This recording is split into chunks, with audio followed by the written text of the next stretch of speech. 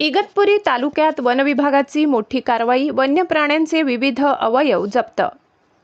इगतपुरी प्रादेशिक वनपरिक्षेत्र कार्यालयाच्या पथकाने गुप्त माहितीच्या आधारे गिरणारे तालुका इगतपुरी येथे धाड टाकून आरोपीच्या घरातून वन्य प्राण्यांचे विविध अवयव जप्त केले आहेत।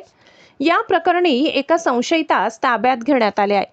या प्रकरणी वन्यजीव संरक्षण अधिनियम 1972 अंतर्गत गुन्हा दाखल करण्यात आला असून आरोपीला पुढील तपासासाठी न्यायिक दंडाधिकारी प्रथम वर्ग इगतपुरी यांच्या न्यायालयासमोर हजर करण्यात येणार आहे।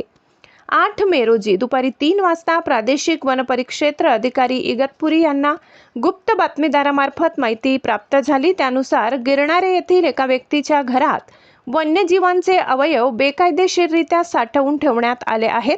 या माहितीच्या आधारे वनविभागाच्या पथकाने सायंकाळी 5 वाजता संबंधित ठिकाणी जाऊन कायदेशीर प्रक्रिया पूर्ण करत आरोपीच्या घराची झडती घेतली।